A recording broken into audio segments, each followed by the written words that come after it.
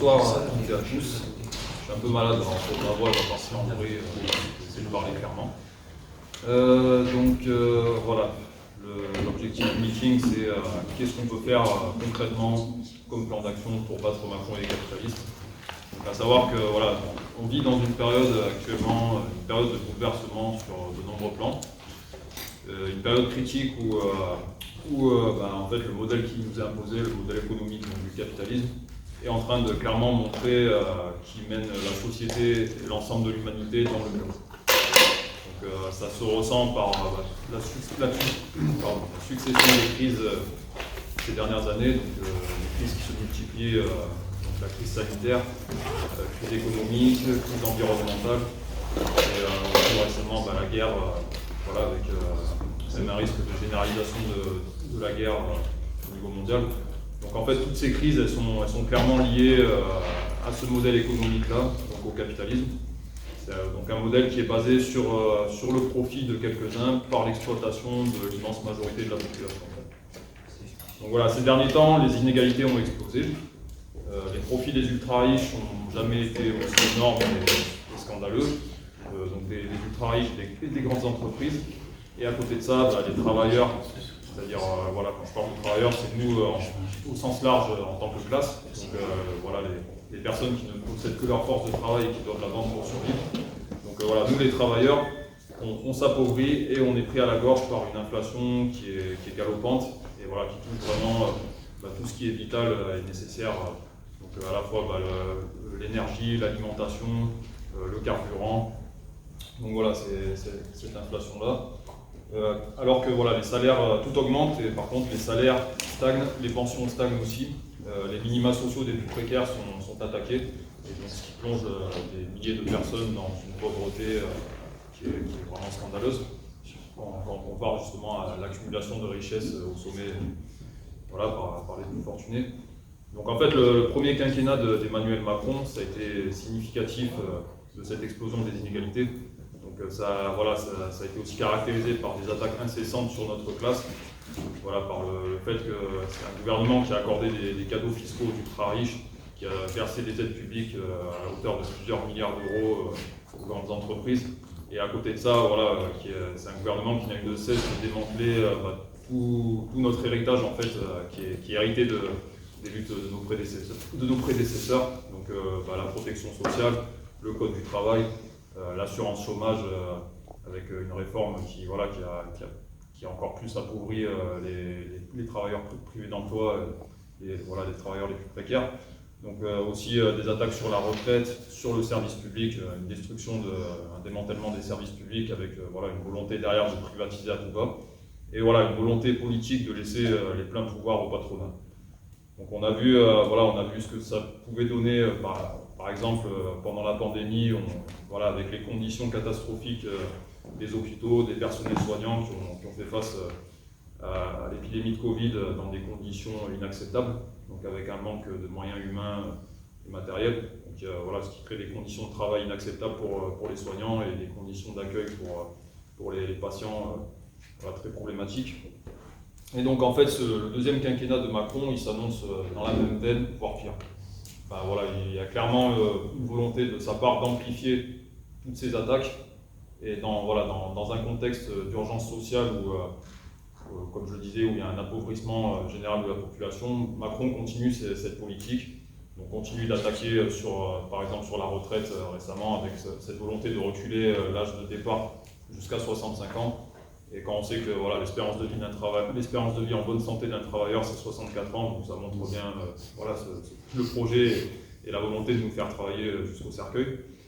Donc également une volonté de nous faire travailler toujours plus longtemps, toujours plus. Donc c'est ce qui est une revendication majeure du patronat pour maximiser les profits, le fait d'en faire toujours plus à un minimum de salariés. Alors qu'on devrait être dans la logique inverse actuellement pour résoudre le problème du chômage et que il faudrait partager le temps de travail pour que tout le monde puisse avoir un emploi. Donc, et puis aussi pour pouvoir vivre mieux, évidemment. Donc partage du temps de travail sans perte de salaire. Mais là, clairement, la volonté de Macron, c'est tout l'inverse.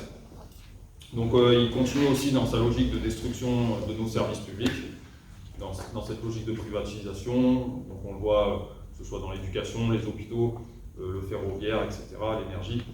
Et voilà, toujours en fait cette logique aussi de remplir encore plus les caisses du patronat en accordant des crédits d'impôt, des aides publiques. Et donc ça se traduit par des records de dividendes versés aux actionnaires donc ces derniers temps.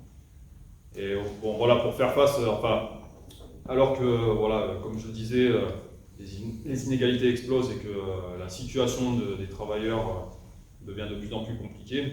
Donc Macron y répond par des mesurettes comme la loi pouvoir d'achat.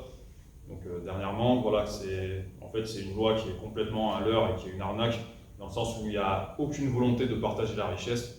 En fait, ça se résume à un retour des primes Macron, maintenant qui s'appelle prime de partage de la valeur, mais bon, qui sont des primes qui non seulement sont défiscalisées, sur lesquelles l'employeur ne paye aucune cotisation. Donc en fait, sur le long terme, c'est une remise en question de la sécurité sociale, tout simplement. Et en plus, c'est des primes qui ne sont pas imposées, c'est-à-dire qu'en fait, c'est au bon vouloir de l'employeur.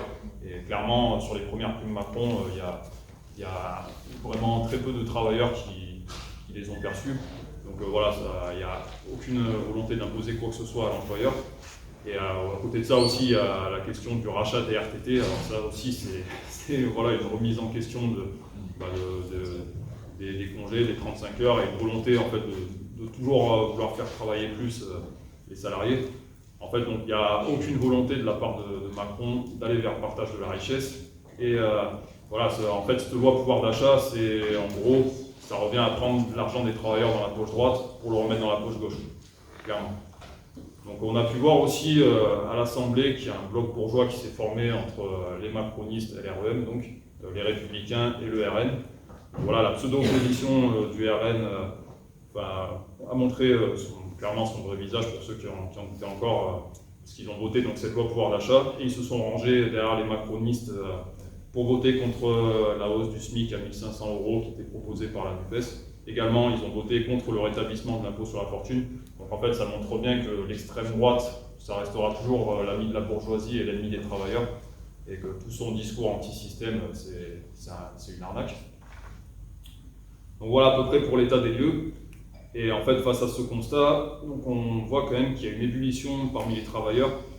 Sur cette dernière période, sur l'année 2022, il y a énormément d'entreprises qui se sont mises en lutte pour les salaires pendant les négociations annuelles obligatoires donc dans le privé, mais aussi dans le public. Il y a eu aussi des mobilisations. Donc voilà, il y a un regain de combativité, et moi c'est quelque chose que j'ai pu vivre dans mon entreprise à Amazon.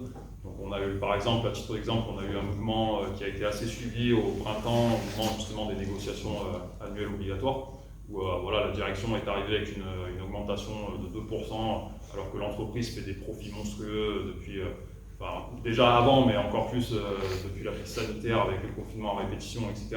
Donc il y a eu clairement, ça a choqué énormément de mes collègues, et on a réussi à faire un mouvement qui a été assez bien suivi au début et qui a concerné vraiment tous les sites d'Amazon logistique sur la France.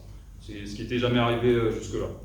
Donc ça montre qu'il y a quand même, un regain de combativité, et voilà, en sachant qu'en plus on est un secteur où on n'a pas de tradition vraiment de lutte logistique, ça n'a jamais été un secteur très, très combatif. Et c'était vraiment une première expérience de grève pour beaucoup de mes collègues qui jusque-là n'avaient jamais eu la volonté, ou des fois même ignoré qu'ils avaient le droit de faire grève, parce que ça c'est quelque chose qu'il faut pas, comment dire, dont il faut se rendre compte, c'est que beaucoup de travailleurs sont désinformés sur leurs droits et sur le fait qu'ils puissent se mettre en grève, etc. C'était quand même, ça a été quelque chose d'assez historique, et qui nous donne des perspectives pour la suite. Donc cette combativité, je la ressens tous les jours dans la boîte. Donc sur la question de la hausse du coût de la vie et de l'insuffisance des salaires, et l'inquiétude qui est liée au fait de est-ce qu'on va pouvoir payer nos factures, est-ce qu'on va pouvoir se chauffer cet hiver, ou est-ce qu'on va devoir choisir entre mettre du carburant dans la voiture pour venir bosser ou manger correctement, etc. Et voilà, mais aussi sur d'autres sujets, sur les sujets dont j'ai parlé plus haut, notamment l'environnement, la crainte d'une situation, une situation catastrophique pour l'avenir de la planète. Donc, on peut ressentir avec les épisodes de canicule tous les étés, la sécheresse. Donc voilà, c'est des discussions que j'ai aussi au boulot. Voilà, une inquiétude par rapport à ça, aussi une inquiétude par rapport à la guerre et au risque de généralisation des conflits. Donc voilà, c'est des discussions de plus en plus fréquentes que moi j'ai dans mon entreprise, ce qui n'était pas le cas des années auparavant, ou quand j'essayais d'amorcer des discussions politiques. Bon, souvent je parlais un petit peu dans le vent. Donc voilà, là on sent qu'il y a quand même, de l'inquiétude et voilà, une prise de conscience généralisée. Et voilà, surtout, enfin voilà, ce qui est central, c'est vraiment la question des inégalités qui sont aberrantes. Et voilà, nous, Amazon, comme je disais, c'est symboliquement, voilà, on est dans une des entreprises les plus riches du monde, avec un PDG qui a une fortune de 200 milliards, enfin, je sais plus où on est maintenant, c'est délirant, mais voilà. Et à côté de ça, on est payé au lance-pierre à peine au-dessus du SMIC. Donc voilà, ce qu'on constate, c'est aussi un retour de la conscience de classe. C'est-à-dire, voilà, moi dans les discussions que j'ai dans ma boîte, ça revient souvent, cette question, c'est nous qui faisons tourner l'entreprise. Voilà, c'est des choses que j'essaie de mettre en avant auparavant, qui n'étaient pas forcément bien comprises. Maintenant, voilà, de plus en plus, les collègues disent, voilà, c'est nous qui faisons tourner l'entreprise. La richesse de l'entreprise, c'est nous qui la créons. Et voilà, sans nous, le patron, il n'est rien. C'est lui qui a besoin de nous. Et nous, on n'a pas besoin de lui. Voilà, donc on doit revendiquer ce qui nous revient de droit. Et voilà, en fait, il y a une réappropriation aussi de la grève, comme je disais. Cette conscience que voilà, si nous on arrête de bosser, qu'on se met en grève, il n'y a plus rien qui se passe, l'entreprise elle tourne plus. Et voilà, c'est clairement pas la direction qui va aller charger les camions, préparer les commandes, etc. S'ils essayent, ils n'y arriveront pas. Donc voilà, il y a cette réappropriation de la grève par les travailleurs, enfin voilà, de la grève comme moyen de lutte. Donc à Amazon et aussi dans plein de secteurs du privé qui se mobilisaient très peu ces dernières années. Voilà, des secteurs où il n'y avait pas de tradition de lutte. Donc ce qui manque encore, c'est une possibilité d'organiser les travailleurs les plus précaires, donc notamment les intérimaires ou dans les secteurs qui sont ubérisés.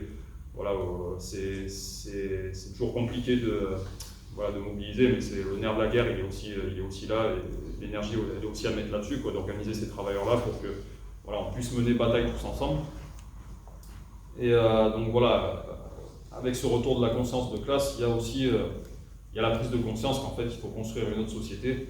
C'est pas toujours dit clairement, mais voilà, il y a cette idée que le système dans lequel on est nous mène dans le mur. Et les travailleurs cherchent des possibilités de s'organiser pour se battre. Donc ça aussi je le ressens parce que ces derniers temps je fais beaucoup de cartes à la CGT. Voilà, donc on sent que, je sens que les collègues ils ont envie de s'organiser et d'avoir des perspectives de lutte. Donc ça peut aussi se ressentir au niveau politique avec la dynamique qu'il y a eu aux élections présidentielles autour de l'Union populaire et de la campagne de Jean-Luc Mélenchon. Donc qui a montré qu'il y a une partie des travailleurs et de la jeunesse qui veulent en fait le partage de la richesse, qui veulent une autre société. Et à côté de ça, malheureusement il y a aussi la montée de l'extrême droite. Mais ce qu'il faut se dire aussi, c'est qu'il y a l'électorat, il y a une partie effectivement des travailleurs qui tombent dans le piège de l'extrême droite et de la division. Mais c'est assez volatile, ça peut très vite se renverser ça quand il y a des mobilisations, quand il y a des mouvements sociaux et quand les travailleurs sont ensemble et se rendent compte qu'au final le problème c'est pas le collègue qui est immigré ou c'est pas le travailleur qui est privé d'emploi qui est au RSA, mais voilà on est une même classe et que c'est vraiment les riches qui nous exploitent. Donc en fait, toute cette combativité, elle nécessite un plan de bataille pour faire converger un peu toutes ces luttes sectorielles et qu'on soit tous ensemble. Donc dernièrement, il y a eu les grèves interprofessionnelles du 29 septembre et du 18 octobre qui ont été assez suivies. Il y a eu aussi la marche contre la vie chère organisée par la NUPES le 16 octobre. Les grèves interpro ont été assez suivies sur tout le territoire, donc en revendiquant la hausse des salaires avec un SMIC à 2 000 € brut, la hausse des pensions, des minima sociaux et leur indexation sur l'inflation. Donc ce qui s'est passé aussi au niveau des raffineries avec un mouvement de grève des salariés des raffineries qui a duré 3 semaines, si je me rappelle bien. Qui a quand même été soutenu par la population malgré toute une propagande des médias bourgeois et des partis politiques bourgeois qui ont essayé de discréditer le mouvement en les faisant passer en montant sur leur salaire, en les faisant passer pour des privilégiés etc. Mais enfin voilà, ça, malgré tout, ça n'a pas pris, et donc, la mobilisation était soutenue par la population, et ça a incité quand même pas mal de travailleurs à se mettre en lutte en se disant, ben voilà, il faut qu'on arrive à converger tous ensemble et bloquer l'économie. Enfin, voilà, il y a l'idée de la grève générale qui était en arrière-plan, qui a germé, et qui revient dans les discussions, que ce soit dans la rue ou sur les lieux de travail. Donc maintenant, la dynamique est retombée. À ce niveau-là, bon, la Confédération, la CGT a fait une stratégie qui, pour moi, n'était pas payante, en appelant à deux dates un petit peu au dernier moment, donc le 27 octobre, qui a pas été suivi. Et là, jeudi, le 10, donc voilà, journée de grève interprofessionnelle. D'ailleurs, donc, on fait une manifestation à 14h au théâtre. Voilà, vous êtes tous les bienvenus. Donc voilà, en fait, ces deux journées-là, elles sont un peu tombées de nulle part et elles n'ont pas été préparées. La bureaucratie syndicale n'a pas vraiment fait le taf, de mon point de vue, pour que ça prenne et que ça marche. Donc en fait, voilà, ce qu'il faut pour combattre la politique de Macron, c'est un vrai plan de bataille pour construire une mobilisation massive et qui dure. Et en fait, pour ça, il faut inciter tous les salariés, tous les privés d'emploi, les étudiants, les retraités à construire la mobilisation de façon collective et démocratique. Et ça, en fait, ça doit se faire par des assemblées générales sur les lieux de travail, dans les facs, les lycées, à Pôle emploi, enfin de partout, pour débattre, pour s'organiser, pour discuter, voter sur l'organisation de la lutte. Parce qu'en fait, la meilleure façon de construire une lutte radicale, entre guillemets, massive et qui dure, c'est vraiment de faire en sorte que tout un chacun puisse être acteur de cette lutte-là. Donc il faut mettre en avant les revendications transitoires que j'ai dit un peu avant. Mais voilà, derrière, en fait, il faut aussi poser la question de la transformation collective de la société, donc, par le biais de la grève générale.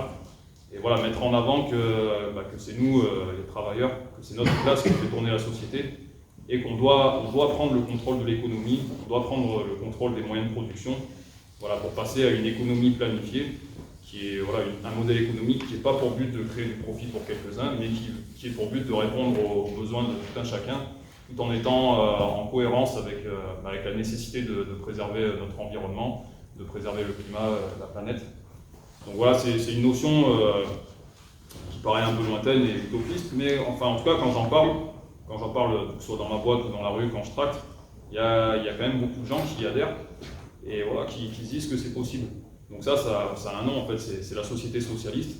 Donc socialiste pas dans le sens du PS, voilà, qui n'a plus rien de socialiste depuis très longtemps et qui est un parti ouvertement bourgeois qui soutient la bourgeoisie. Mais voilà, c'est socialiste dans le sens où en fait tout ce qui est vital ne doit pas être privé. Ça doit être public et contrôlé par les travailleurs. Donc ça, c'est vraiment une nécessité, cet objectif-là. Et ça se passera par des luttes massives, par l'organisation des travailleurs, à la fois, que ce soit dans des syndicats combatifs, mais aussi par une force politique une force politique de masse qui regroupe les travailleurs et qui développe un programme de lutte contre le capitalisme et pour le socialisme.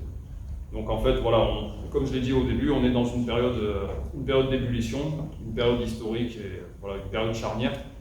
Et on voit qu'il y a des perspectives. Quand on regarde un petit peu tout ce qui se passe au niveau international, il y a des mouvements sociaux dans énormément de pays. Voilà, tout à l'heure, cet après-midi, on parlait de l'Angleterre et de la grève qui est en train de se généraliser. Et Mathieu parlait tout à l'heure du Sri Lanka aussi. En Iran aussi, il se passe sur tous les continents, il y a des mobilisations. La population se bat à la fois contre l'exploitation, contre l'oppression. Il y a un soulèvement qui avait déjà commencé il y a quelques années, je m'en souviens en 2019, où il y avait vraiment des mouvements sociaux aux quatre coins du globe. En fait, voilà, donc tout ça, ça montre que c'est possible et que notre classe a toutes les cartes en main pour reprendre son rôle historique. Donc il y a un rôle révolutionnaire. Et voilà, que notre objectif, c'est vraiment de construire un monde fraternel qui soit débarrassé de l'exploitation. Ok. Robin.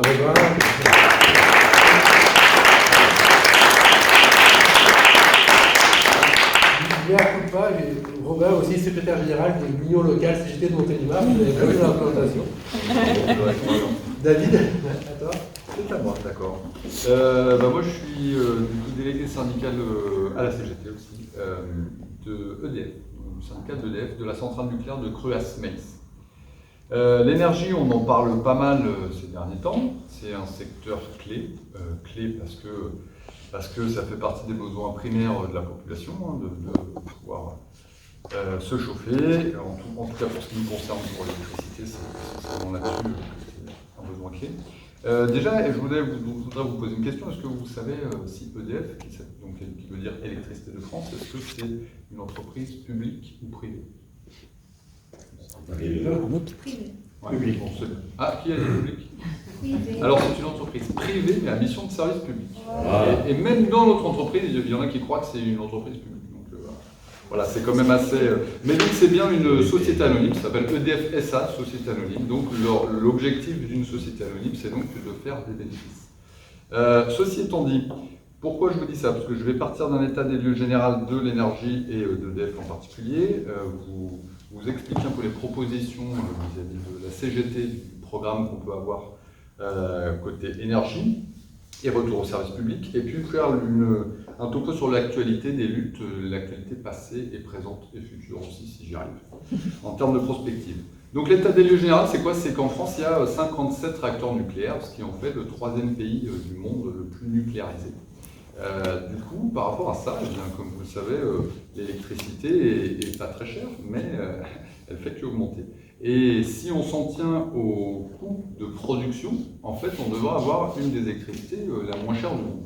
Même la moins chère du monde, puisqu'en termes de population, on est vraiment le pays qui a le plus de réacteurs nucléaires. Voilà. Pour autant, vous l'avez constaté, les prix ne reflètent pas du tout les coûts de production. Alors comment ça se fait? La réponse, elle est simple et elle est hélas classique, c'est que ce secteur a été totalement libéralisé depuis 2004. Depuis 2004, avec des à-coups de libéralisation, alors je vous passe un petit peu les détails, mais bon, c'est devenu une société anonyme, privée, et donc ça a permis à des concurrents de produire de l'électricité aussi et de vous en vendre également. Donc il y a eu 2004, 2007, ça s'est fait petit à petit pour que vous ne sentiez pas trop la douleur d'un coup, donc voilà. Le prix donc, que vous payez aujourd'hui, c'est un prix qui est global et qui est sur un marché qui est européen, puisque toutes les productions d'énergie sont liées au niveau européen, et c'est le prix du dernier moyen de production qui est mis en œuvre sur le marché européen. Alors qu'est-ce que ça veut dire? Ça veut dire qu'il y a des moyens de production qui coûtent pas cher, dont les centrales en font partie, c'est pas les moins chères, mais les centrales nucléaires, étant donné qu'elles ont été financées par nos parents, grands-parents, on les a largement amorties, donc aujourd'hui l'électricité qu'on est capable de produire avec est aux alentours, on va dire, de 50 € le mégawattheure, c'est notre unité de production, le mégawattheure. Donc voilà, mais à peu près 50 € le mégawattheure, le coût de production. Sur le marché, puisque maintenant l'énergie est une production, est une marchandise comme les autres, eh bien l'électricité va faire des bons entre 2 € le mégawattheure, 1 000 €, 2 000 € le mégawattheure, et parfois elle passe même à un prix négatif. C'est-à-dire qu'on paye les entreprises pour qu'elles consomment plus, pour éviter de devoir baisser les moyens de production. Voilà. Donc, en fait, on marche complètement sur la tête, mais là, c'est que le début de la problématique, parce que si ce n'était que ça, on pourrait dire qu'on peut revenir en arrière. Donc, on était, encore une fois, un service public avec des coûts régulés. Donc, on avait ce qui s'appelait un tarif réglementé, pour éviter justement que les aléas du marché mondial, européen, qui sont liés au marché de l'énergie, puissent influer sur le coût. Et donc, il y a encore quelques années, vous aviez un coût qui était régulé et qui variait très très très peu. Pour ceux qui sont restés chez EDF et qui n'ont pas cédé aux sirènes de la concurrence, c'est encore le cas sous certaines conditions, c'est-à-dire qu'ils ont encore droit à un tarif régulé qui va bientôt disparaître. Qu'est-ce qui a fait que ce marché a été libéralisé? Eh bien, ça c'est l'Europe et les lois européennes, notamment la loi qui s'appelle la loi NOM, qui a dit il n'est pas possible qu'un pays ait un monopole sur un secteur. Donc sur le secteur de production de l'énergie, de l'électricité, c'est pas possible qu'un pays ait le monopole. Alors c'est quoi leur credo initialement à ces gens-là? Parce que c'est vachement intéressant de revenir un petit peu à la synthèse. Ces personnes, donc Bruxelles, on va dire la bureaucratie européenne, disent eh ben, c'est simple, le monopole, ça empêche, tenez-vous bien, d'avoir des prix intéressants pour les clients. C'est-à-dire que quand il y a un monopole, la boîte qui a un monopole fait ce qu'elle veut avec les prix. En un sens, c'est vrai. Donc, on va imposer de la concurrence pour que les clients, ils appellent ça les clients, nous on appelait ça les usagers avant, pour que les clients aient donc un prix plus intéressant. Ça, c'est la première chose. Deuxième chose, ils ont dit, comme il y a un monopole, on va imposer une concurrence, on va favoriser l'émergence d'une concurrence pour que les concurrents qui se créent puissent produire, puissent créer des moyens de production pour eux-mêmes créer de l'énergie et donc que le marché se régule, puisque comme vous le savez tous, la main invisible du marché est notre mère à tous. J'ai craqué. Donc, ce qui s'est passé vis-à-vis de ça, bah, évidemment, c'est tout l'inverse, à savoir que le prix de l'électricité, notamment, n'a pas du tout suivi leur objectif et que tous ces concurrents qui ont dit bah, nous, on veut bien participer à cette loi et à ce superbe bordel de libéralisation que vous mettez en œuvre, eh bien, donc il y en a à peu près une trentaine, on va dire 35, ces 35 concurrents, dont des boîtes comme Total, Leclerc, j'en passe, c'est les meilleurs, eh bien, n'ont créé aucun moyen de production. Depuis 15 ans, ils n'ont créé que dalle. Alors, à une ou deux exceptions près, mais encore une fois, c'est vraiment des exceptions. Donc, qu'est-ce qu'ils se sont contentés de faire? Eh bien, ils se sont contentés de faire ce qu'on leur proposait, à savoir prendre de l'électricité d'EDF à 50 € le mégawattheure et à le revendre au prix du marché. Alors, des fois, le prix du marché, il est à 20 €, c'est pas intéressant. Alors, dans ce cas-là, qu'est-ce qu'ils font? Ne vous inquiétez pas. Ils prennent sur le marché. Donc là, ils prennent, quand c'est moins cher pour eux, les entreprises privées ont le droit de prendre sur le marché moins cher. Quand le marché est plus cher, ils ont le droit de prendre à EDF 50 € et de le revendre au prix du marché, donc parfois 1000 €. Ça, c'est intéressant parce que EDF, malgré que ce soit une entreprise privée, elle est quand même, elle appartient à 86% à l'État français. Donc en fait, c'est vous et nous qui sommes actionnaires de cette entreprise. La deuxième chose, très intéressante, Mamie pourra répondre plus tard. La deuxième chose que je voulais vous dire là-dessus, c'est que donc 40% de la production d'EDF est vendue à ses concurrents à prix coûtant, qui est un prix déterminé par l'Europe. Ils ont dit 50 € le mégawattheure, c'est bien, c'est prix coûtant, hop, ça va développer la concurrence. Donc, pour vous la faire simple, EDF, depuis 1946 que cette entreprise existe, a une entreprise qui a monté, qui est devenue leader sur le marché français, mondial, etc. Je vous en passe. Et donc pendant 60 ans, elle a fonctionné sans actionnaire. Et depuis qu'elle est privatisée, et depuis qu'il y a cette loi qui l'oblige à revendre une partie de sa production, eh bien, pour la première fois de sa vie, EDF, en 2022, ou peut-être fin 2021, ça a commencé, est en déficit. Et notamment, je crois, là, de 15 milliards d'euros par trimestre. Ce qui est quand même pas rien. Donc, comme EDF est en déficit pour la première fois de son histoire, eh bien, l'État, qui évidemment se soucie beaucoup de notre patrimoine, a dit « vous inquiétez pas, on va racheter les parts qui restent ». Donc, vous avez pu entendre parler de nationalisation d'EDF pour ces prochains temps. Alors, évidemment, nous, c'est ce qu'on appelle de la renationalisation. Nous, quand on dit la CGT, les forces progressistes au sein de l'énergie. Mais la renationalisation qu'ils nous proposent, vous vous en doutez bien que ce n'est pas du tout celle que nous, on conçoit. Pourquoi? Parce qu'en fait, ils veulent racheter en fait, les 15% d'actions qui restent, qui aujourd'hui appartiennent entre autres à des fonds comme BlackRock, si vous connaissez, enfin, le plus gros fonds financier mondial, qui possède une partie des 15% restants des actions. Donc l'État français voudrait racheter tout ça pour avoir 100% et pouvoir faire comme ils ont fait avec tous les autres services publics avant nous, puisqu'on est un peu le dernier bastion résistant en termes de services publics, à savoir prendre les parties qui rapportent de l'argent, les vendre au privé en petits bouts, prendre les parties qui vont coûter de l'argent, donc entre autres les centrales nucléaires qui comptent reconstruire, puisque là il y a des investissements massifs à faire pour les 30-40 prochaines années, et donc ça, vous les faire payer par l'État, par vous, par nos impôts, etc. Donc, en fait, l'État n'a jamais prononcé le mot nationalisation, d'ailleurs, le gouvernement parle d'étatisation de l'entreprise. Donc, évidemment, nous, on est vent debout contre le sujet. Voilà pour l'état des lieux actuel de l'énergie. Donc, c'est la libre concurrence et non faussée, c'est les joies du marché. Évidemment, les syndicats, depuis 15 ans, on dit non, ça va foirer, l'entreprise va avoir du mal à s'en sortir, etc. C'est pas bon pour l'entreprise. Bon, nos dirigeants ont dit mais vous inquiétez pas, ça va bien se passer. Bon, ça se passe mal. Et maintenant, ils savent plus trop quoi faire, si ce n'est attendre de savoir ce que l'État va faire de nous. Pour autant, on a des propositions évidemment côté CGT, notamment dans un grand plan qui s'appelle le programme progressiste de l'énergie. Alors, ça consiste en quoi? Ça consiste évidemment à faire passer l'intérêt général des usagers, puisque comme on veut revenir au service public, on parle bien d'usagers, c'est de faire passer l'intérêt général au-delà de l'intérêt particulier, puisque là, encore une fois, tout ce que je vous ai raconté, cette histoire de 40%, etc., ça enrichit des boîtes comme Total, qui n'ont pas vraiment besoin en ce moment, et plein de fonds privés en fait qui n'apportaient rien à la société, si ce n'est d'avoir des bureaux qui prenaient l'énergie, qui vous appelaient par téléphone, vous ne voulez pas changer de contrat, vous aurez 10% moins cher. Voilà, il y a à peu près 40% des gens qui se sont fait avoir, qui ont dit oui, et qui aujourd'hui se retrouvent du jour au lendemain virés de leur fournisseur d'électricité, parce qu'on leur dit attention, ça va être trop cher, revenez chez EDF. Voilà. Ce programme progressif de l'énergie, côté CGT, il impose que l'énergie soit, en termes de constitution, définie comme un bien de première nécessité. Et donc, vis-à-vis de ça, on retourne à un service public et à un EPIC, donc l'établissement public d'intérêt industriel et commercial, non ? Collectif. Intérêt collectif. Je crois que c'est l'établissement public industriel et commercial. En tout cas, que ça redevienne un service public, qu'on n'ait pas seulement une mission de service public, mais que notre objectif ne soit pas de faire de l'argent pour des fonds privés, mais de fournir du courant. Et notamment qu'on valide le fait qu'il y ait une égalité d'accès et de traitement pour tout le monde. C'est-à-dire, demain, dans 5 ans, dans 10 ans, potentiellement, si le marché de l'énergie continue à être libéralisé, vous aurez une électricité qui ne vous coûtera pas pareil si vous êtes en plein centre-ville de Paris ou si vous êtes au fin fond de l'Ardèche. Et ça, c'est une problématique pour nous, puisqu'on estime que le service public doit avoir une égalité de traitement pour tous les usagers, quels qu'ils soient, puisque c'est la définition même du service public.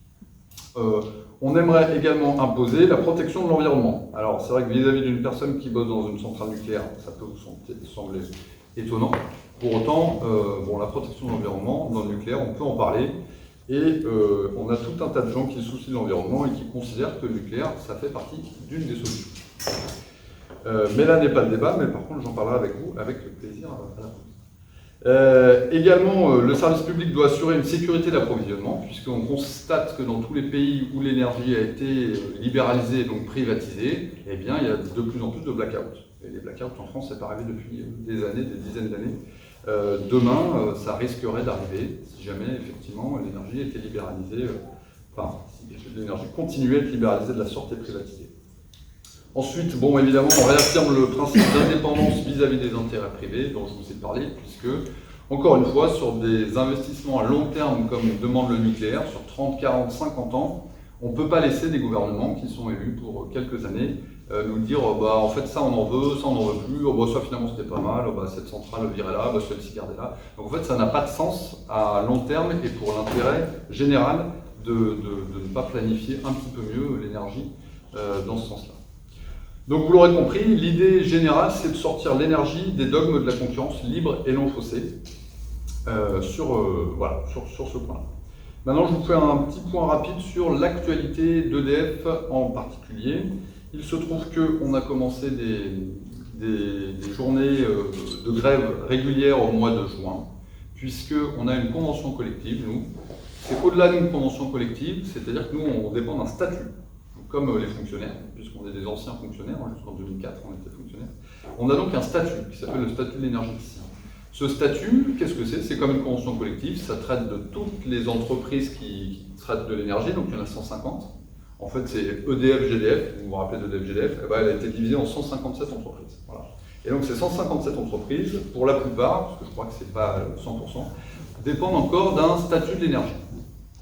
Ce statut de l'énergie, évidemment, on essaie de le défendre et tous les ans, on renégocie une augmentation de salaire vis-à-vis de ce statut. Donc c'est notre convention collective. On s'est battu au mois de juin, ils nous avaient proposé 0,2% d'augmentation. Ça ne nous convenait pas, on a fait une journée de grève, ils nous ont proposé 0,5, on en a refait une, 0,7, on en a refait une, 1%, et après c'était les vacances, on est tous partis en vacances. Bon, on est revenu en septembre, on s'est dit, 1% c'est pas suffisant, qu'est-ce qu'on pourrait faire pour vraiment faire jouer le rapport de force en notre faveur? Alors nous, c'est facile pour plusieurs raisons. La première, c'est que les agents EDF, ils ont les moyens de faire grève. C'est-à-dire qu'on a 50 à 60% de taux de syndicalisation, donc en fait l'histoire syndicale est présente, les gens ils savent ce que ça veut dire faire grève, il y a des grèves régulières, certes on fait de la formation et de l'information au personnel, etc., mais c'est un petit peu dans l'ADN. Ça c'est la première chose. La deuxième chose, on n'est pas trop mal payé, donc en fait quand on peut se passer d'une semaine de salaire pour faire grève, et forcément on a les moyens de faire grève, malgré tout on n'est encore pas trop mal payé. Et donc, vis-à-vis de la troisième chose, évidemment, c'est que quand on bloque, ça se voit tout de suite, parce qu'on peut faire des coupures d'électricité.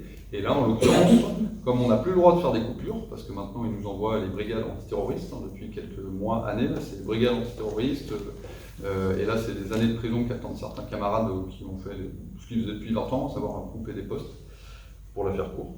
Et donc, ce qu'on s'est dit, c'est qu'on allait arrêter les centrales qui étaient déjà arrêtées. C'est vrai que c'est bizarre comme ça. Tous les ans, on arrête nos centrales pour changer le combustible. Donc en fait, on arrête le four, on arrête la température, on sort les bûches, on remet des nouvelles bûches et on remonte le four. Et ben nous, ce qu'on a décidé, c'est d'attendre que les fours soient arrêtés et on s'est coordonné sur les 19 sites. Donc il y a 19 sites avec, je vous ai dit, 57 réacteurs. Pour chaque fois qu'ils arrêtaient une centrale, et ben ne pas la redémarrer et la garder à l'arrêt. Alors l'avantage, c'est que ça demande qu'il n'y a pas 100% du personnel qui doit être en grève, il y a à peu près 5 à 10% du personnel gréviste et ça suffit. Et on peut même tourner un petit peu, c'est-à-dire faire un petit peu de roulement.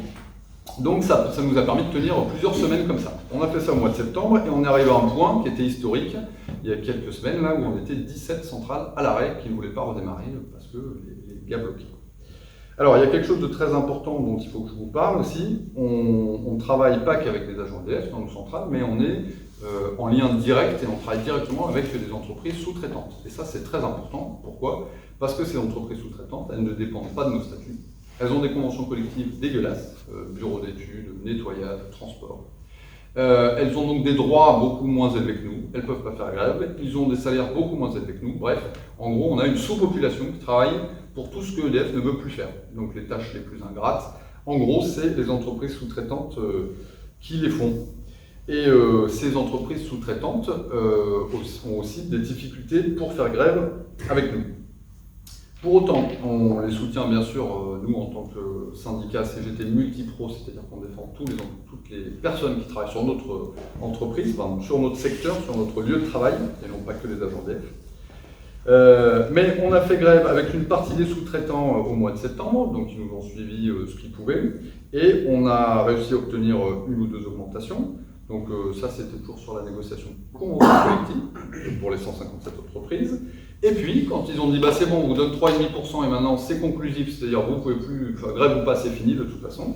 On a dit, ok, mais en fait, on va garder les tranches à l'arrêt parce que bientôt, il y a les négociations annuelles d'entreprise. Comme vous le savez, chaque année, les négociations annuelles obligatoires d'entreprise arrivent. Sauf qu'elles arrivaient dans 3 ou 4 semaines. Donc là, ils ont commencé à se dire, 3 ou 4 semaines avec 17 réacteurs bloqués, ça va être chaud. Et puis nous, c'était un peu du bluff parce qu'on savait qu'on ne tiendrait pas 3 semaines ou 4 semaines de grève.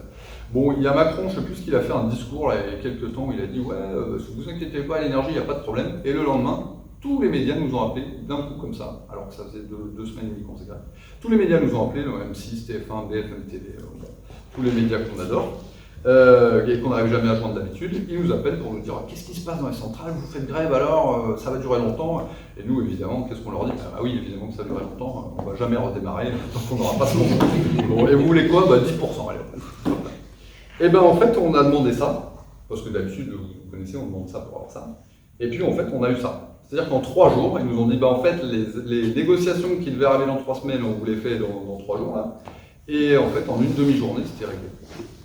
Donc, bon, pas grand-chose à en tirer. Si, il y a plusieurs conclusions à en tirer. Déjà, le fait de s'être synchronisés ensemble, nationalement, ça a fait un poids qui était énorme, et ils ont eu très très peur de ça. Puisqu'évidemment, comme je vous l'ai dit en introduction, l'énergie c'est un secteur clé, et surtout aujourd'hui. Ensuite, au prix du mégawattheure du marché, je crois à peu près 1000 €, ils perdaient quasiment 30 millions d'euros par jour. Donc, voilà, on va calculer sur 2 semaines, 3 semaines de grève.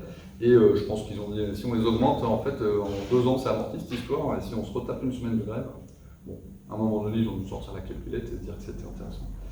Et la troisième chose, et je pense que c'est la plus importante, et c'est celle qui vous concernera le plus quelque part, enfin, nous concerne plus, ils ont eu peur de la grève générale. Parce que une fois que le secteur de l'énergie, c'est-à-dire les raffineries s'y mettent, tous les secteurs qu'a cité Robin précédemment qui commençaient à monter un petit peu, et que EDF qui quand même c'était en train d'être médiatisé s'y met, si jamais on ne lâchait pas et qu'on commençait à sortir dans la rue, parce qu'on a du mal à faire sortir les agents d'EDF dans la rue, mais là ils commençaient un petit peu à sortir, et ben je pense qu'ils ont eu peur de ça, et du coup, pour la première fois depuis 20-25 ans, ils ont tout lâché. Donc, résultat, nous, on n'a plus de raison de faire grève, alors on a dû revenir au boulot, donc ça c'est la mauvaise nouvelle. La bonne nouvelle, c'est qu'on a eu entre 5 et 10% d'augmentation, et que ces augmentations sont d'autant plus élevées que si le salaire est bas. C'est-à-dire qu'on a mis une clause, ce n'était pas forcément ce qu'on demandait au départ, mais plus les salaires sont bas, plus ils vont être élevés. Et petit détail amusant, le seul syndicat qui n'a pas signé, c'est le syndicat des cadres, la CFE-CGC, qui d'habitude signe tout et nous dit ouais, la CGT vous signez rien. Bon voilà, ils n'ont pas signé, ils ont dit ouais, pas normal, les plus hauts salaires n'ont pas été augmentés autant que les plus bas. Bon, ce sur quoi on leur a dit, mais ils n'ont pas fait grève, donc ils sont déjà contents d'avoir des augmentations. Voilà, je finirai par vous dire que le secteur de l'énergie est évidemment bien plus complexe que ce que je vous ai cité là, et on organise un débat public avec la CGT, notamment avec l'UL, l'Union locale du Teil, le 17 novembre au Teil, et j'espère que vous y serez nombreux. Voilà, donc ce sera le 17 novembre, j'ai plus l'horaire, mais je vous en reparlerai.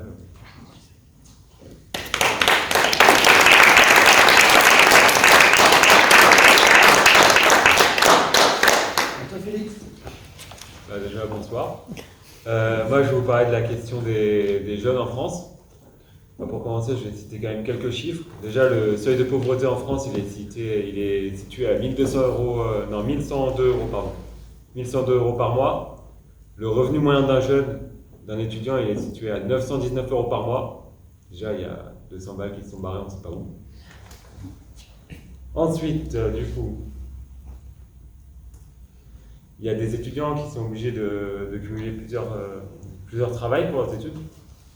Certes, des fois, il y en a, ils veulent travailler à côté, ça, on ne peut pas leur empêcher de vouloir travailler. Mais il y en a qui sont obligés de cumuler de 2 à 3 à 4 jobs, 4 travails à la fois, ce qui forcément nuit aux études. Parce que quand on passe sa vie au travail, à être en cours, à être à la fac, c'est un peu plus compliqué.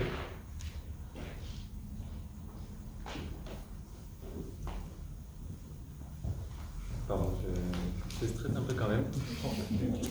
Merci. Parce que du coup, avec 919 euros par mois, c'est compliqué de vivre, parce qu'il faut payer, il y a beaucoup de jeunes qui payent leur loyer, leur bouffe, leur électricité, comme il a dit, ça augmente. Le loyer, c'est pareil, ça augmente, la bouffe, on n'en parle pas.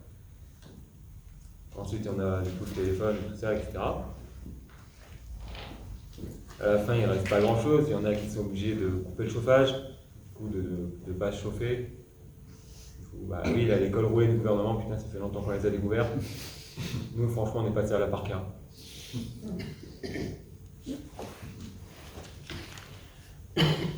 Après, certes, on aurait tort que oui, il y a des bourses, il y a des allocations, il y a le Crous.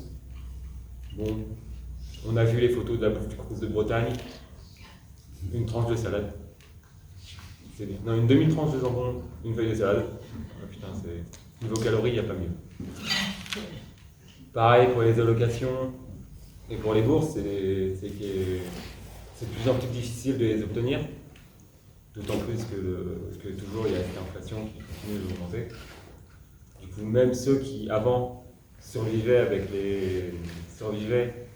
l'argent qu'ils avaient, mais ils n'étaient pas boursiers, ils avaient une telle somme, ils survivaient.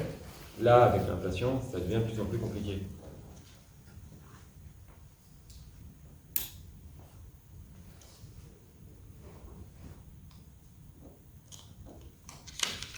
Ensuite, du coup, en parlant continuant sur le thème des difficultés, on va pouvoir parler des difficultés d'accès aux études, qu'elles soient supérieures, même pour les lycées, et puis encore après pour les masters, voilà, je ne me rappelle plus. Bref, du coup, on a le gouvernement a créé de magnifiques plateformes, telles Parcoursup. Mais pour les lycées aussi, et du coup, c'est un problème. On a une sélection à l'entrée des facs, à l'entrée des différents établissements. Et c'est pas normal que du coup on privilégie des élèves qui ont des bonnes moyennes, des bonnes notes, au mépris des autres qui vont devoir attendre jusqu'à des fois fin août pour savoir où ils vont.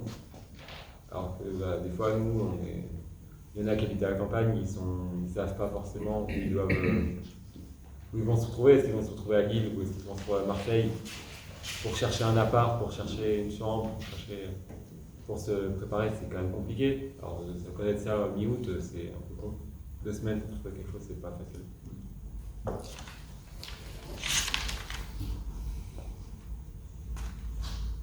Pour continuer sur le sujet des joyeusetés, on a les jeunes travailleurs, où on a les apprentis qui sont des fois pas mal dans la merde, surtout vis-à-vis des patrons qui ont un pouvoir qui est bien trop grand sur nous. Parce qu'ils sont à la fois patrons et à la fois ils nous évaluent. Ce qui, des fois, ce qui est normal, ils sont avec nous sur le terrain, ils regardent comment on bosse, ils nous forment. C'est normal qu'ils nous évaluent un peu, mais c'est pas normal qu'ils aient un tel pouvoir qui est un pouvoir où ils vont donner un avis, en tout cas pour le bac, donner un avis favorable ou défavorable à l'obtention du bac, qui est un avis qui comptait vachement pour l'obtention du diplôme.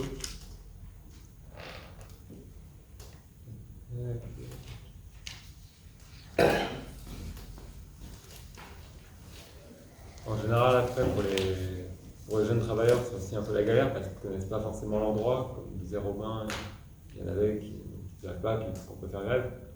Puis ils sont mal payés, ils sont au SMIC, peut-être un petit peu au-dessus si le patron est philanthrope.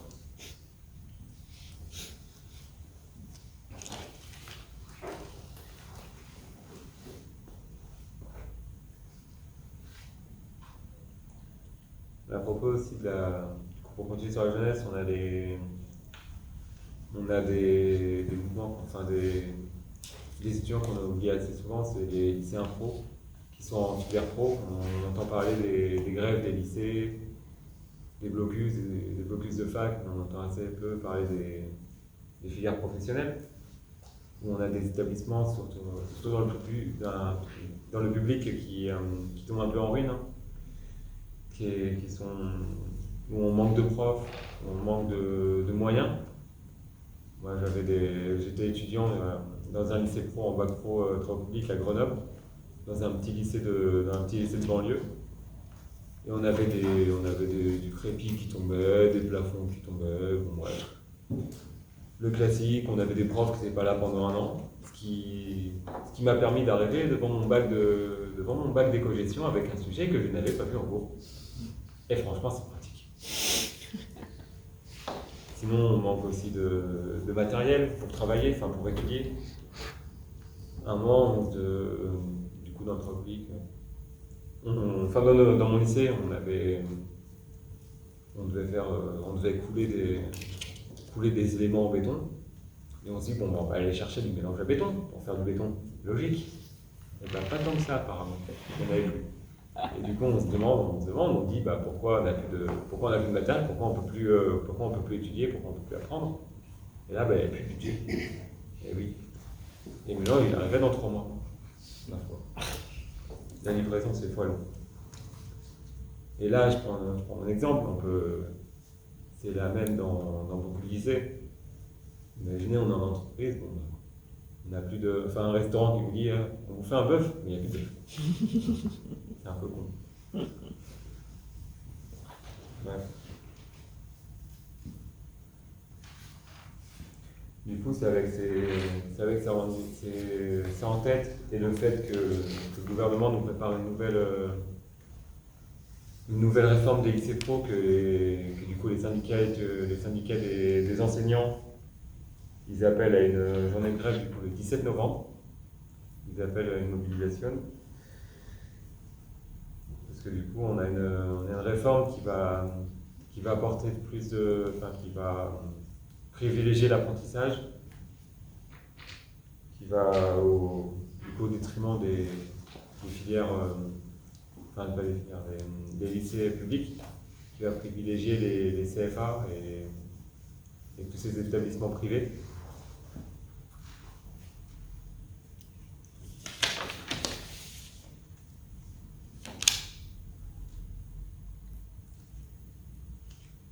Après, des fois, ça peut attirer l'alternance, ça peut attirer les étudiants.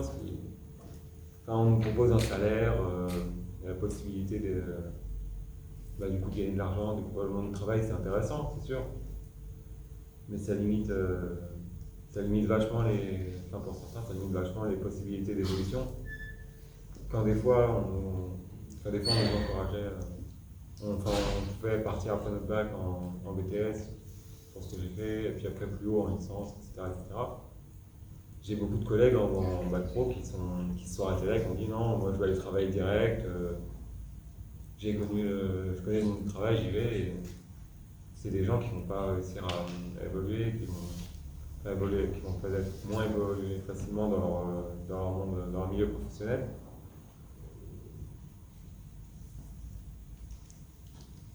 Puis après, du coup, j'ai pu entendre au travers des discussions avec d'autres personnes, des personnes plus âgées, on va pas dire vieilles, mais bon, des fois surtout des vieux, qui nous rétorquent qu'on n'est jamais qu'on est toujours sur notre téléphone, devant nos écrans et tout ça. Certes, je fais un peu je me mélange. Et ça, je vais leur rétorquer que pas forcément. On est beaucoup de militants jeunes. On se mobilise, par exemple, aux Infinités de la France Insoumise, on était 400. 400, c'est beaucoup, surtout pour des gens qui sont déplacés, qui ont fait beaucoup de trajets. Ensuite, on est aussi à l'origine de beaucoup de mouvements aussi à l'origine des jeunes de beaucoup de mouvements, enfin tous les mouvements lycéens, on a les mouvements des grèves des lycéens et les mouvements des profs, c'est les jeunes qui sont mis, il y a pas mal de mouvements climat, c'est les jeunes. Nuit debout, c'est les jeunes, enfin bref. Voilà. Et on a beau voir qu'on fonce dans le mur et que le gouvernement, lui, continue d'accélérer plein gaz. Lui, il est à fond, il veut rentrer dedans.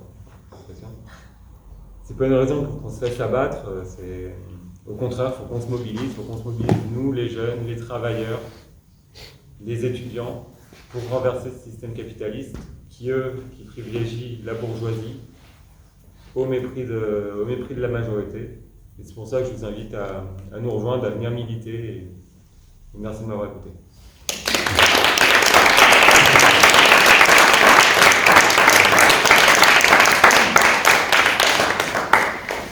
Rachel, donc on le voit bien et on le sent aussi à travers nos discussions, à travers les rencontres qu'on peut faire dans la rue, à travers ce qu'on voit à l'actualité. On sent bien qu'on est dans une période où les tensions montent. Et si on était aux commandes d'un avion, on pourrait dire qu'on entre dans une zone de turbulence. Quand je dis on entre, c'est volontairement que je dis ça parce que je pense que malheureusement on n'en est qu'au début de ces turbulences et qu'il y a peu de chances que la situation s'adoucisse d'ici demain. Donc Mathieu a parlé tout à l'heure en introduction de la situation au Sri Lanka. Donc la proposition de faire une photo tous ensemble, c'est pour insister sur la nécessité d'avoir une solidarité internationale avec tous ceux qui luttent, parce que la révolution quand même au Sri Lanka a permis de faire chuter le gouvernement, mais on voit que malgré tout, le nouveau président qui est arrivé au pouvoir, à peine arrivé, et ce qu'il a fait, envoyer l'armée, les forces militaires, pour réprimer finalement les manifestants, démanteler les campements, et aujourd'hui c'est encore des milliers qui sont emprisonnés. Robin a cité l'Iran. Là aussi, depuis mi-septembre, donc en Iran, il y a un soulèvement qui a émergé du meurtre de Marsha Mehran par la police des mœurs qui l'avait arrêté parce qu'une mèche de cheveux dépassait de son hijab. Et du coup, cet assassinat a soulevé, on va dire, une colère qui était déjà présente dans la société, et la jeunesse iranienne est descendue dans la rue malgré la répression et cette dictature très forte avec un pouvoir religieux, donc le dictateur Raisi, qu'on surnomme le boucher en Iran. Et donc voilà, il y a un véritable mouvement malgré tout cet essai de cadenassage, on va dire, contre l'ordre moral et contre l'absence de droits démocratiques. Et donc on voit que le mouvement continue de s'étendre encore aujourd'hui malgré la répression, et qu'il y a l'entrée en grève de travailleurs avec des secteurs comme l'éducation, mais aussi la pétrochimie et d'autres secteurs industriels, et qu'aujourd'hui les manifestants en Iran scandent vraiment la mort du dictateur, donc sont en train de défier, comme c'était le cas au Sri Lanka, le pouvoir en place. Et donc ces revendications qui aujourd'hui restent des revendications démocratiques, qui se sont élargies aussi malgré tout à l'exigence de la libération des prisonniers politiques et syndicaux, mais aussi l'abolition des lois répressives, comme c'est le cas sur les revendications qu'on aura tout à l'heure. Enfin, ce que mettent en avant les camarades, c'est qu'il faut qu'on arrive aussi à développer ces revendications sur l'aspect finalement économique et social, et pas seulement démocratique, mais que par exemple des revendications comme le blocage des prix, qui en Iran est de l'ordre de 70%, donc voilà, vous pouvez imaginer les annonces qu'on dit ici avec entre 6 et 7, ce que ça donne au quotidien, mais donc d'avoir des revendications sur l'augmentation des salaires, tout ça pourrait vraiment permettre à ce que la classe ouvrière entre en masse dans la grève, et que du coup, liée à la jeunesse, elle arrive en fait à l'obtention de cette revendication et à dégager ce dictateur sanguinaire. Donc il y a eu la discussion aussi cet après-midi sur la Grande-Bretagne, j'y reviendrai pas, mais là aussi où des grèves massives défient complètement les politiques capitalistes, et donc on sent bien qu'aujourd'hui les capitalistes sont dans une situation complexe où en fait ils doivent faire face à des mouvements qui remettent en question vraiment leur politique et leur pouvoir. Du coup, ça entraîne aussi une instabilité finalement entre eux, dans leur propre classe. On voit des confrontations entre différents courants, on va dire, de la bourgeoisie, comme aux États-Unis, avec les élections de mi-mandat en ce moment, où on est presque en situation de guerre civile. Et qui est en fait un désaccord, pas pour un changement profond de société, mais juste sur comment gérer la situation merdique dans laquelle on se trouve aujourd'hui. Et puis de là, naît aussi toutes les tensions entre pays, comme le reflètent les tensions qu'on peut voir au sein de l'Union européenne, ou la guerre en Ukraine qui fait encore rage, ou les démonstrations là, de forces militaires qu'on voit entre Corée du Nord, Corée du Sud, où c'est des milliards de dépenses qui sont faites pour lancer des missiles et faire des essais, des démonstrations de force d'armée, alors que cet argent pourrait clairement servir à des choses beaucoup plus utiles. Et donc évidemment, ce climat de tension, on peut dire presque généralisé aujourd'hui, il est aggravé en fait par la crise économique du système, dans lequel le capitalisme, on peut le dire, je crois, aujourd'hui, est totalement englué. Le rebond que les capitalistes attendaient à la sortie du Covid n'est pas du tout à la hauteur de leurs espérances, on va dire. Et on voit que l'endettement mondial aujourd'hui, pour on va essayer de faire rapide là-dessus, mais par exemple, bat encore des records avec une augmentation estimée pour l'année 2022 là, qui est encore de 9,5%. Donc on se retrouve avec la situation que décrivait Robin tout à l'heure, c'est-à-dire une hausse des prix dans quasiment tous les pays, qui écrase les populations, alors qu'en même temps, cette hausse de prix devient une source immense de profit pour une poignée de capitalistes qui font de la spéculation. Et donc, non seulement l'exploitation prend en fait un double sens, parce que finalement on se retrouve à être exploité en tant que travailleur, avoir des salaires qui finalement nous servent même plus, nous suffisent plus pour pouvoir vivre. Et donc on se retrouve avec une exploitation qui elle aussi bat en fait tous les records, et la souffrance parmi les travailleurs, on voit qu'elle augmente de manière proportionnelle en fait avec l'augmentation des profits et des inégalités au final. Et face à ça, on voit que chez nous aussi il y a un mouvement qui prend forme et des grèves qui éclatent dans plein de secteurs pour des augmentations de salaire, des améliorations de conditions de travail, d'études, avec les lycéens qui étaient en grève contre la réforme du lycée pro. Et que dans cette ambiance-là, je prends l'exemple de la grève des raffineurs qu'on a vu à Total Energy, c'est une illustration que le pouvoir en place, même face à une grève, donc pour des augmentations de salaire d'une entreprise qui fait des profits donc gigantesques, records, et donc que ce que demandent les travailleurs correspond en fait à des miettes par rapport à la somme de dividendes qu'ils ont reversés aux actionnaires, quand le rapport de force se met en place, on voit que fait le gouvernement. Enfin, plutôt que d'essayer de même rééquilibrer un petit peu de justice, non. Il décide de mettre en place les réquisitions et donc de en gros, prendre parti pour l'actionnariat, le patronat de Total Énergie. Et donc, s'il nous fallait encore des preuves, voilà, Macron est bel et bien le président des riches, ça reste vrai, mais donc même face à une situation d'indécence et de mépris pour les travailleurs, quoi, il choisit d'imposer les réquisitions, mais c'est pas pour rien.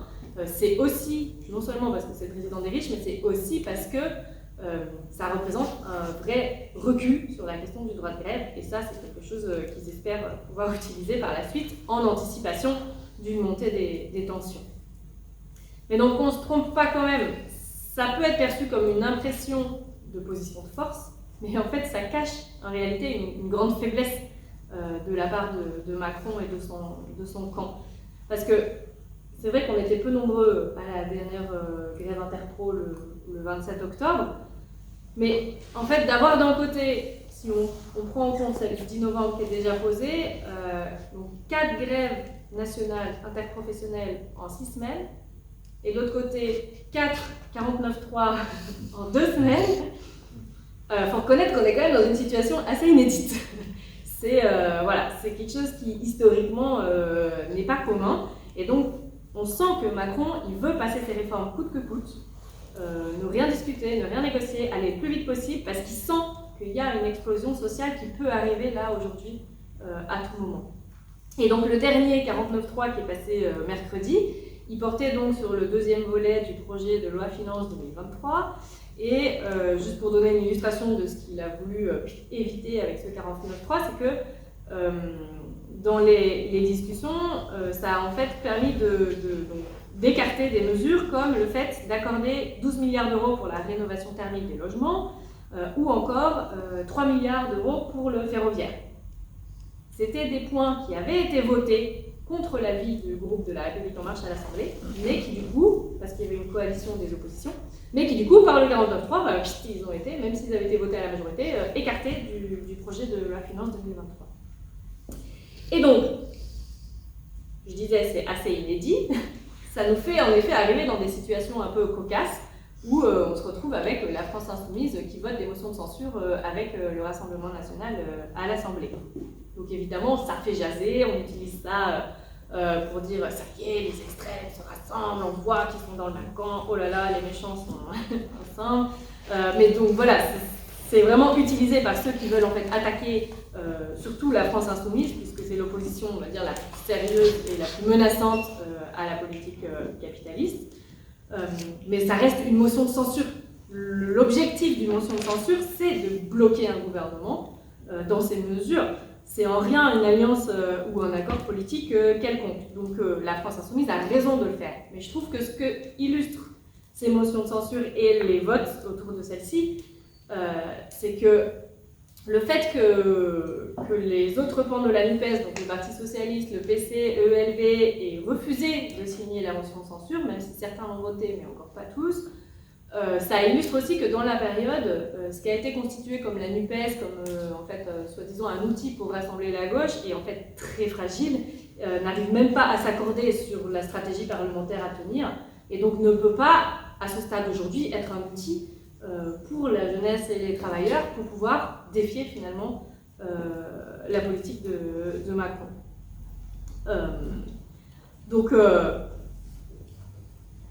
Enfin, évidemment, on n'a que faire. Je veux dire, c'est facile de rétorquer quand même aux accusations qui disent que la France Insoumise et le Rassemblement National sont les nouveaux potes.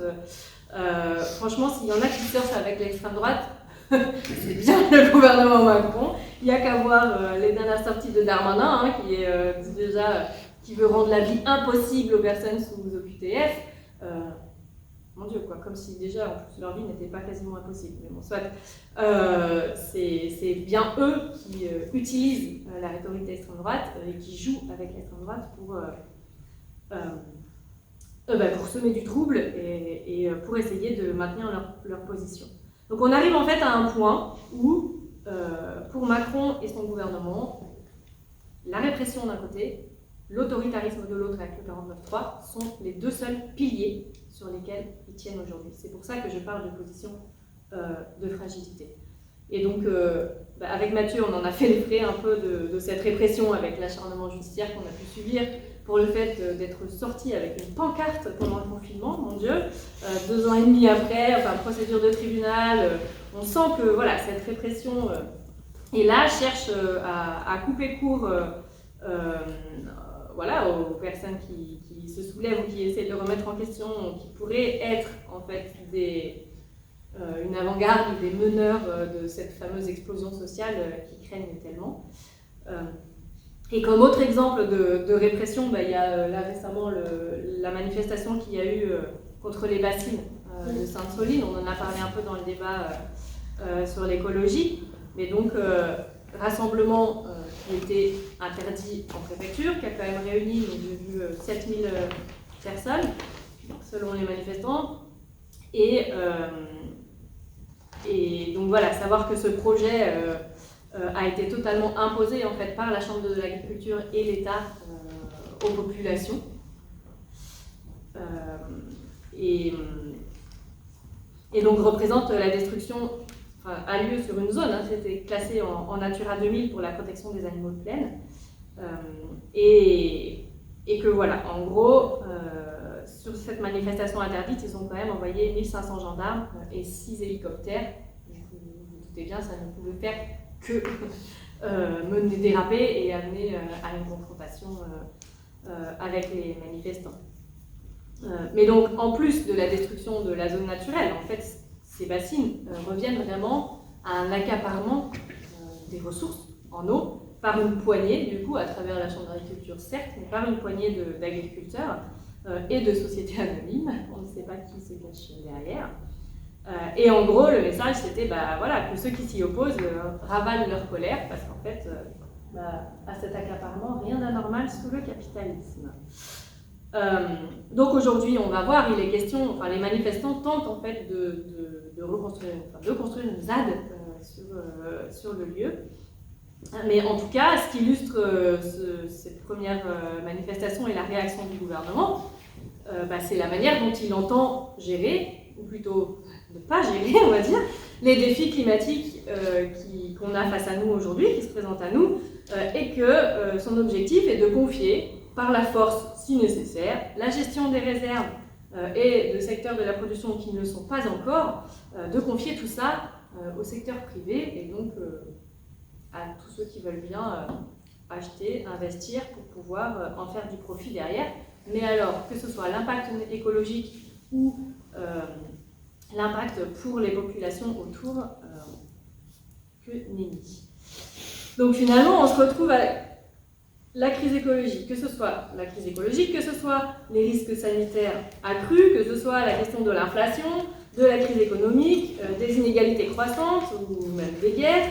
On voit bien que la réalité, c'est qu'en fait, il n'y a aucune solution à tous ces problèmes dans le cadre du capitalisme, puisqu'au contraire, ces crises sont même aggravées par ce système qui privilégie le maintien du taux de profit à la satisfaction des besoins ou à la prise en compte des contraintes écologiques et de l'environnement. Donc, Robin l'a bien décrit tout à l'heure, il y a des couches de plus en plus larges qui tirent cette conclusion, que le capitalisme est incapable de satisfaire nos besoins et d'offrir une vie correcte et décente à tout le monde. Et on sent qu'il y a un rejet très profond de ce système parmi la jeunesse et les travailleurs. Et donc il y a une certaine combativité qui monte aujourd'hui. Il y a un rapport de force qui est en train de se reconstruire.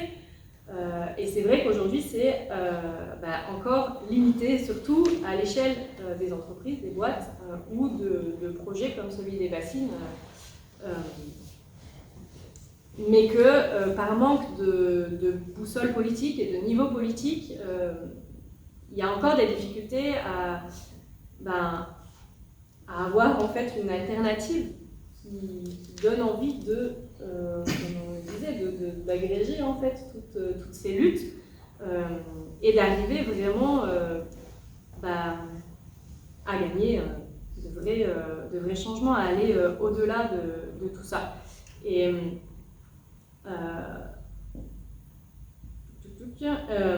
la discussion qu'on a pu avoir ce matin sur la question du travail, de l'exploitation et du fait que on est dans une société où le travail il est justement accaparé et ne sert aujourd'hui qu'à produire du profit pour les capitalistes. Et en fait, c'est de là que tout est faussé. Il faut qu'on reprenne le contrôle sur ce travail. Il faut que le travail soit là pour répondre à des besoins et pas pour enrichir une poignée de capitalistes. Et je pense que dans la compréhension, voilà, c'est vraiment un élément qui permettrait de lier l'ensemble des luttes, que les capitalistes, en fait, sont des parasites en soi, parce que ils gâchent nos vies, nos forces de travail, l'environnement pour leur profit, et l'objectif est clairement de s'en débarrasser. Pour ça, il faut s'organiser en tant que classe sociale, qui a donc des intérêts opposés à ceux des capitalistes. Et donc ça veut dire développer les syndicats, intervenir dans les luttes avec des revendications qui aident à comprendre en fait, cette division en classes et surtout le rôle que peuvent jouer les travailleurs. Parce que quand on n'a pas cette conscience de classe, c'est sûr que faire grève, c'est pas quelque chose d'évident. Et quand on n'est pas sûr qu'on peut avoir un rapport de force et qu'on va gagner quelque chose, en fait, si faire grève, c'est juste exprimer une colère, je peux comprendre qu'il y en a qui, au bout d'un moment, ne voient pas l'utilité et ne fassent pas l'effort de faire grève. Par contre, si on a un vrai plan de bataille, si on sait qu'on construit un mouvement qui va aller jusqu'à faire reculer et qu'on est en capacité de gagner une amélioration pour nos vies, là, c'est clair que les travailleurs sont prêts aujourd'hui à faire l'effort s'il y a cette confiance qui est là. Et donc ils ont raison d'avoir peur de la grève générale.